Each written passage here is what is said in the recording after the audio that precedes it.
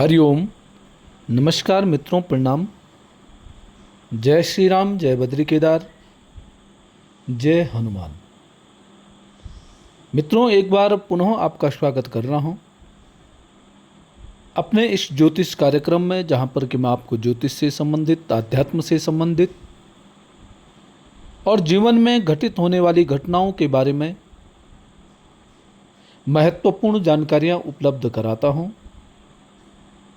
आज इसी कड़ी में बहुत महत्वपूर्ण विषयों पे मैं चर्चा करने वाला हूं। ऐसे विषय जो जीवन के लिए बड़े उपयोगी होते हैं। मार्केश, तारकेश, बाधकेश, इन ग्रहों के बारे में आज मैं आपसे चर्चा करूंगा। कार्यक्रम प्रारंभ करूं इससे पूर्व आपसे निवेदन, यदि आपने अभी तक चैनल को सब्सक्राइब नहीं किया है तो चैनल को सब्सक्राइब जरूर करें, वीडियो को अंत तक देखें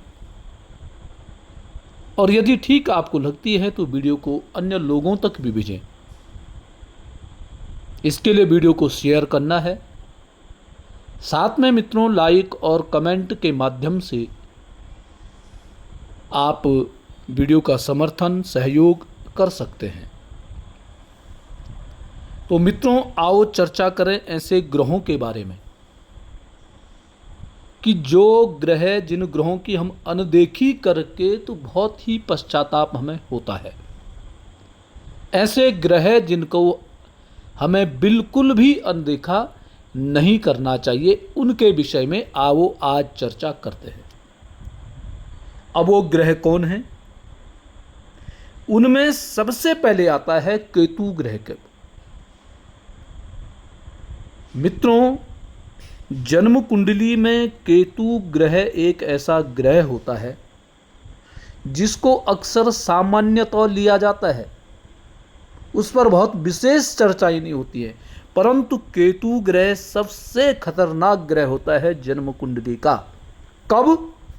जब यह मार्केश बन जाता है।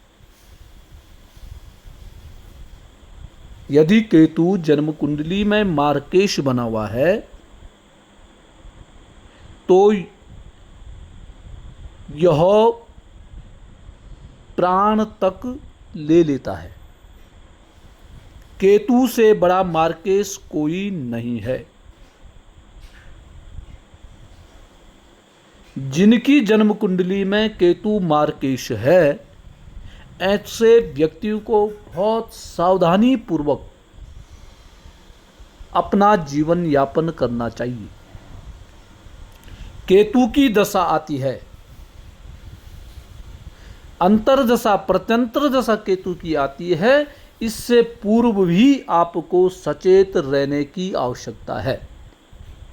केतु का दान करो, केतु का उपाय करो। यदि आपको लगता है कि मेरे पे संकट आने में, मुझे बीमारियां लग गई हैं या कोई ऐसा कष्ट मेरे पे आ गया है, तो इससे पूर्व ही आप केतु का उपाय जरूर कीजिएगा। या केतु की दशा जन्म कुंडली में आ रही है तो उस केतु का निरीक्षण जन्म कुंडली में जरूर करवाइए। केतु सबसे खतरनाक ग्रह है। अब दूसरी बात आती है बृहस्पति ग्रह की। मार्केश कौन था? केतु।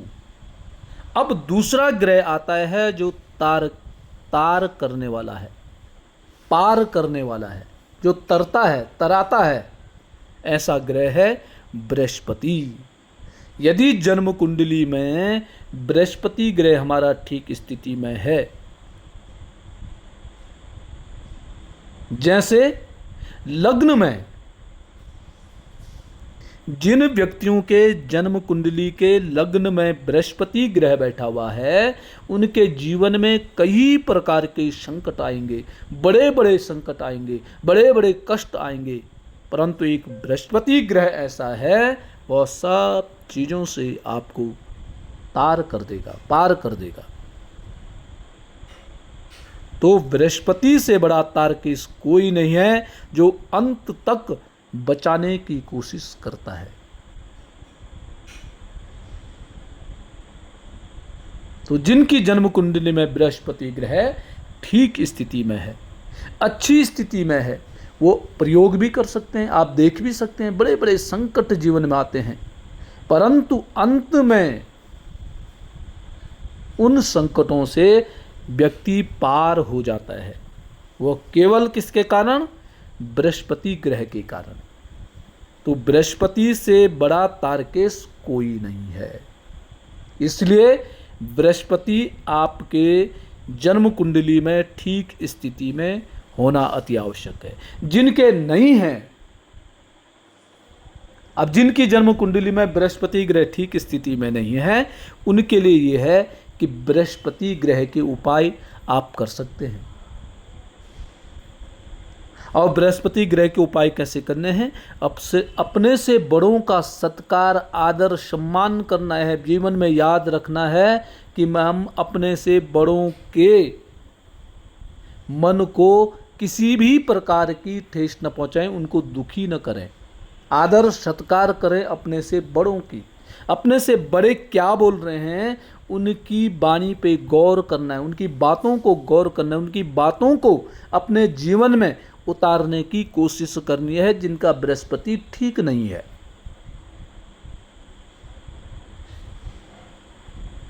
केवल अपनी बुद्धि का ही प्रयोग नहीं करना है।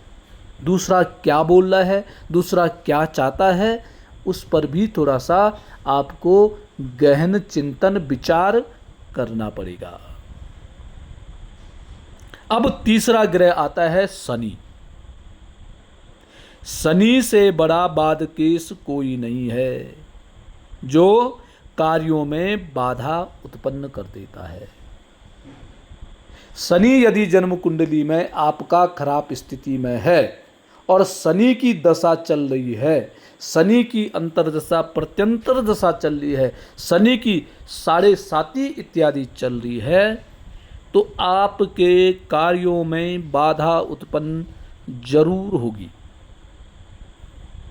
क्योंकि शनि का कार्य ही यही होता है, जीवन में बाधा उत्पन्न करना। परंतु आपने क्या है, उन बाधाओं से घबराना नहीं है। ग्रहों के साथ लड़ना पड़ता है। शनि क्या होता है कि प्रत्येक कार्य में बाधा उत्पन्न कर देता है। आप कोई कार्य सीधा कर रहे हैं, परंतु आपकी विघ्न बाधाएं उत्पन्न होना, और फिर क्या होता है, मनुष्य उस काम को छोड़ देता है। और शनि यही चाहता है।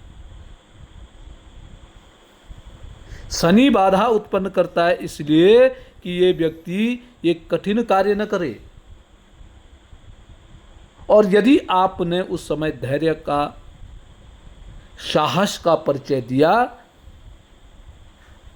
तो आप उस कार्य में इतने लाभान्वित होंगे कि आपने कभी विचार भी नहीं किया होगा, सोचा भी नहीं होगा। कहने का मतलब है कि यदि शनि की दशा चल रही है, शनि की 7.5 चल रही है, तो यदि कार्यों में विघ्न बाधाएं आती हैं तो उस कार्य को छोड़िए नहीं, उस काम को करते रहिए और अंत तक उस काम को करते रहें। क्योंकि जब आपको शनि देगा तो ऐसा पद प्रतिष्ठा, इतना मान सम्मान, इतनी उन्नति देगा कि आपको अन्य कार्य करने की आवश्यकता ही नहीं पड़ेगी। इस प्रकार से शनि आपको बाधा पहुंचाता है, परंतु बाधा पहुंचाता है आपके ही लाभ के लिए। इसको आपको समझना चाहिए, इसको सोचना चाहिए, इस पर आपको विचार करने की आवश्यकता है। अब अगला ग्रह आता है बुध। अब बुध को कहते हैं कि बुध से बड़ा मित्र कोई नहीं है। बुध की दशा चल रही है, बुध की अंतर्दशा चल रही है। बुध यदि आपका खराब स्थिति में भी बैठा हुआ है जन्म कुंडली में, परंतु बुध क्या करता है कि आपके साथ मित्रवत व्यवहार करता है, आपको सलाह देता है, आपको सही मार्ग देता है, आपका नुकसान नहीं होने देता है।